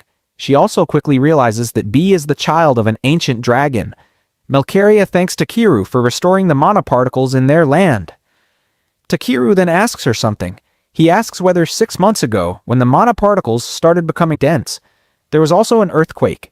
Melcaria confirms that there was a massive earthquake at that time, so powerful that it even changed the flow of rivers. Takeru says that he suspects a monster awakened because of that earthquake, and that this monster is disrupting the flow of mana. Ilkar asks him to help them if that is the case, and Takeru agrees. In the next scene, Takeru gathers his party and explains everything to them. He also tells them that he is not the person mentioned in the ancient words, the one whose blood is different. After saying that, Takeru sets up a barrier so that outsiders cannot hear their conversation. He explains that he scanned the bodies of Embre, R, and the Queen, and discovered abnormalities in all three. The problem lies in their genes, the ones passed down from their ancestors. Clay asks how something like this even happened. Takeru then asks who Embre's husband is. Vel explains that he is her twin brother. At that moment, everything becomes clear to Takeru. He explains that the High Elves are not cursed at all. He explains that because elves do not interact with outsiders, they end up marrying within their own relatives. This causes the same bloodline genes to overlap repeatedly. If they want to cure this disease, they must marry High Elves from other lands. He adds that the ancient script's mention of different blood likely refers to this exact solution. Hearing this, Vel becomes extremely emotional and asks if that is all they need to do. She realizes that they were never cursed in the first place. If they follow this path, future children will no longer die. She calls it wonderful news. Clay then raises a concern, asking how they are supposed to inform the rest of the elves, since marrying within the village has been a long-standing tradition. Takeru agrees that it is a serious problem. A tradition followed for so many years cannot be changed overnight. Takeru then suggests that Puni, as a god, should warn everyone about this. Puni responds coldly, saying she does not care whether the elves survive or not. To a god, all lives are equal. Takeru replies that he is not trying to save everyone, but that his friend here needs his help, and he wants to do his best for her. Hearing this, Puni finally agrees. She suggests that they go meet the elf god, Lebalania. She tells Takeru that she will help him, but in return, he must feed her potatoes with soy sauce. Takeru agrees, saying it is an easy request. In the next scene, Puni and B try to find Lebalania, but they are unable to locate her. Clay suggests that she might be hiding. The mana in this region is extremely dense, which means something strange is happening here. Takeru agrees and says they should gather information first. He asks if there is a nearby guild. No. Vel tells him about the Deimos Guild. Clay adds that Deimos Guild has a very strong reputation in this region. Takeru decides that they should go there. After that, they arrive at the guild. Clay explains that this guild has the highest average adventurer rank on the entire continent. However, they have no contact with outsiders, which is why they are known as the Phantom Guild. Takeru thinks that this means they might possess rare materials unknown to the outside world. Inside, they meet the guildmaster, Sahara, who already knows about them. Clay checks the bulletin board, hoping to find an investigation request related to the strange events, but finds none. Most of the requests are about gathering materials. Then Takeru notices a job to collect cat ear fungus. Sahara explains that this mushroom is found deep inside Kido Hollow. Recently, the mana particles in that area have become so dense that no one can enter. Hearing this, Clay says that they might discover something if they go there. Val adds that she has been to that place many times and can guide them. The group decides to head there to look for clues about Lebalania. In the final scene, Takeru prepares a liquid inside a bottle to keep everyone safe. The next morning, they set out to search for the cat ear fungus. They're just about to reach that place when the mana in the area suddenly starts becoming dense. Takeru immediately takes out the liquid he prepared earlier and tells Clay and Vel to drink it. In the next scene, they arrive at the location. At the entrance, they see that several high-level monsters are already lying dead. Clay and Vel try to move forward, but because the mana particles are so dense, they start having trouble breathing. Takeru quickly uses a cleansing spell and saves them. He then tells them to activate the magic tools they have. These tools are designed to protect them from strong mana particles. They notice that extremely high mana is flowing from deeper inside, and that is the reason those powerful monsters died. Takeru starts thinking that even Puni might struggle because of such dense mana, so he asks her to stay outside. However, she shrinks her size and says she will come with them, explaining that it will not bother her anymore. After that, they enter the cave. The atmosphere inside feels completely different. Seeing this, Vel wonders what could have happened here. Suddenly, a monster appears in front of them, something they have never seen before. Vel tries to approach it, but the monster suddenly attacks. She dodges the attack and prepares to fight back. At the same time, they realize that many more monsters like it have appeared and are surrounding them from all sides. They're forced to fight, but these monsters are unusually persistent and refuse to go down. Seeing this, Takeru tells Vel to lead them to an open area. She quickly guides them to a wide space. Takeru then tells Clay and Vel to come closer to him. He sets up a barrier around them. As the monsters try to cross the barrier, they are instantly wiped out. After that, the group sits down, rests, and eats. Takeru asks Vel how much farther the cave goes. She explains that if they move a little more, they will reach an altar. She adds that this altar is different, because the altars made for Lebalania have a unique design. No one in the village knows who built this altar. Hearing this, Takeru starts wondering if the altar is actually sealing something. As they move forward, they notice that there are no more monsters ahead, even though they were attacked constantly before. This gives them a bad feeling, so they become more alert. Soon, they finally reach the altar. There, they also find the fungus they were looking for, which is extremely large. Takeru gets excited when he sees the mushroom and starts thinking about how he is going to eat it. At the same time, he notices that the wall behind the altar has collapsed and fallen apart. He wonders if this happened because he was traveling with the ancient dragon earlier. He did not expect that incident to have an effect this far away. Suddenly, they sense something approaching them, but they cannot see anything. Moments later, they realize that a monster had been clinging to the ceiling above them and is now dropping down to fight. After scanning it, Takeru tells everyone that it is a Kitor Darkas, an S-rank monster. Hearing this, Clay and Vel are shocked, because this monster is so powerful that it once destroyed an entire kingdom in the past. Vel immediately says they cannot defeat it and that they should escape. Takeru refuses and says they cannot run away. They need to take the mushroom, and they also came here to find clues about Lebalania. He tells them not to be afraid. Takeru explains that they can defeat this monster because its weakness is fire, and fire is B's specialty. On top of that, they also have Clay, who is the Demon King. Hearing this, Clay immediately transforms into his evolved form. Takeru confidently says that they cannot lose when they have a Demon Lord, a dragon, and a god fighting together. This motivates Vel as well, and she says she will fight too. Takeru then applies different buffs to everyone, and the battle begins. B attacks first with fire, but it does not do much damage. The monster counterattacks and grabs Clay with its tentacles. Clay easily escapes and slices the tentacles apart, but they regenerate almost instantly. B prepares another fire attack, but the monster interrupts and stops her. Watching this, Takeru realizes that Clay and B's attacks are not reaching the monster's main body. The creature does not have eyes, yet it reacts extremely fast. He figures out that it must be using its antennae as sensory organs. Takeru asks Vel if she can destroy the creature's antennae. She agrees and swiftly cuts them off. The monster immediately loses its ability to sense its surroundings. Taking advantage of this, B attacks it again with fire, dealing damage, but the monster recovers quickly. At that moment, Takeru gets an idea. He realizes that the monster is using the moisture in the environment to sustain itself. To counter this, he takes out extremely expensive salt and uses his magic to hurl it directly at the monster. The monster takes massive damage and tries to escape, but Clay finishes it off with a powerful attack. After defeating it, they move forward and discover many eggs belonging to the same monster. Some of them have already started hatching. If these creatures escape, it would lead to massive destruction. After scanning them, Takeru realizes that their weakness is sunlight. He uses his power to create an intense light, completely destroying all the eggs. They start to feel relieved, thinking they have won. But suddenly they sense an extremely dangerous mana presence ahead. Puni immediately realizes that this presence belongs to none other than the Spirit King, Lebalania. After that, they fly toward a cliff. Upon reaching it, Vel recognizes the place as Nibra Valley. The area is vast and incredibly beautiful.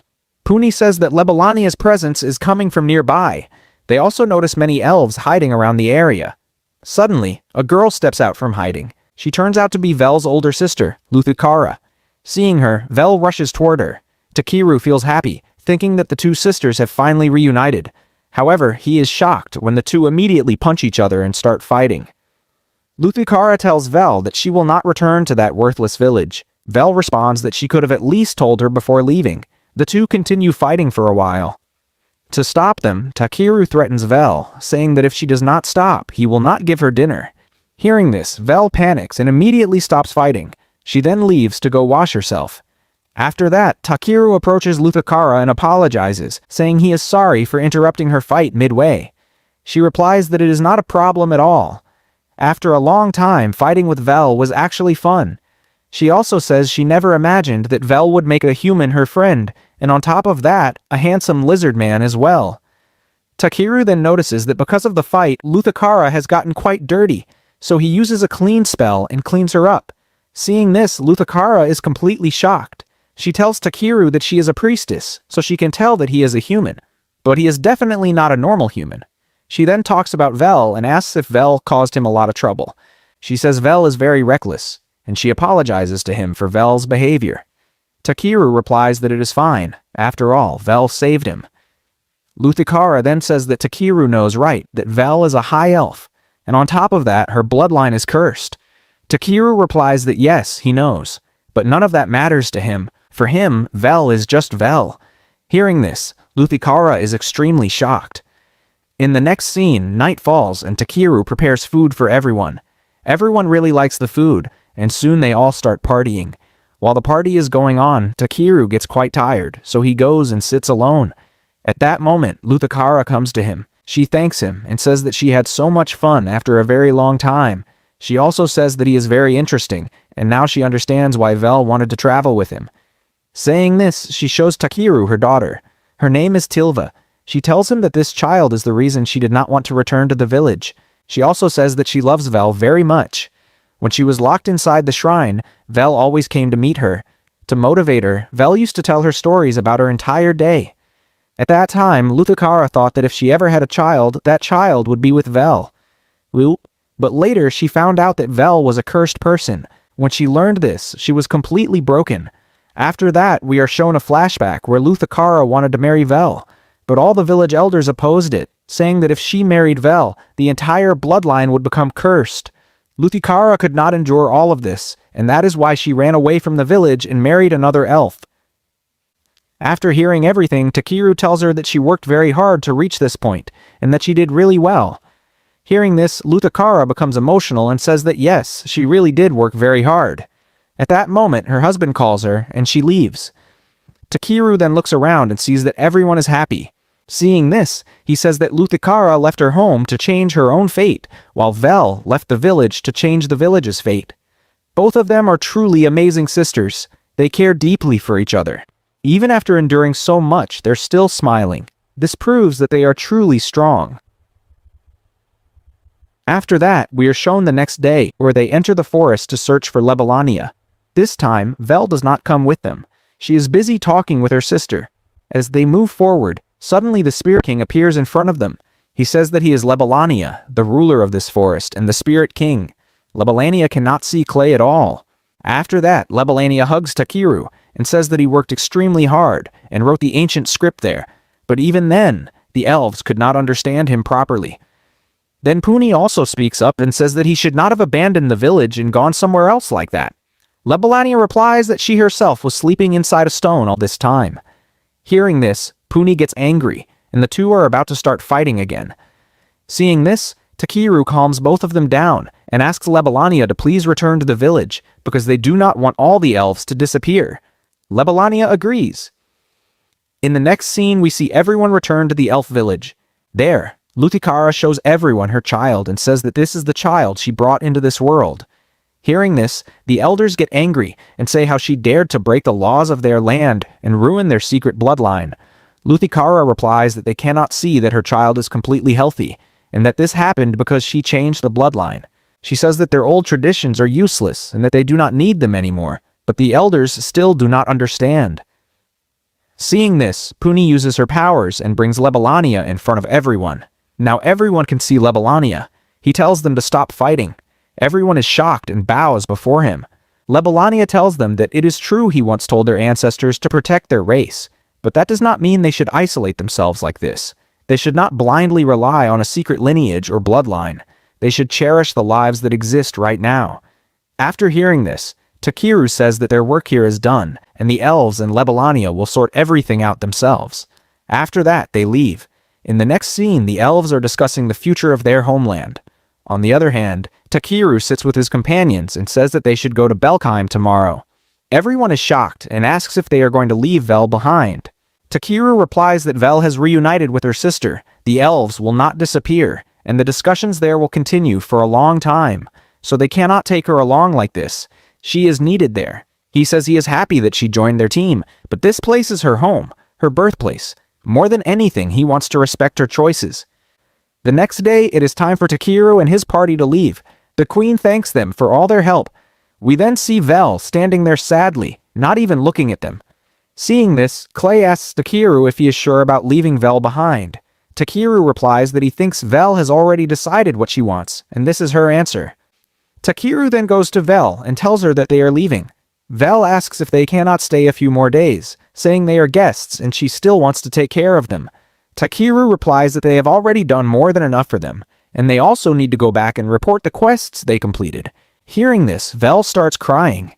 Seeing her like that, Clay tells her not to make such a face and says that they are still together. Distance does not matter. No matter how far they go, they will always be together. If she ever needs their help, she can call them. After that, they leave, and Vel cries even more. We then see Takeru and his party return to Belkheim. First, Takeru goes and picks up the scissors he had ordered.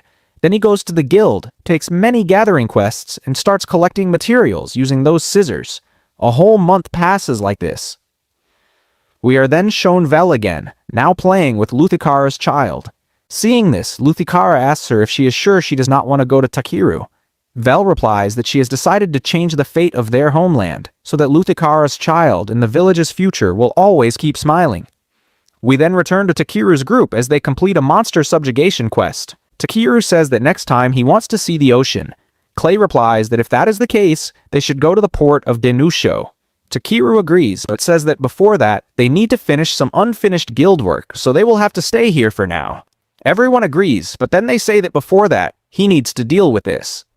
They're talking about Vel, who has arrived there sitting on a leech.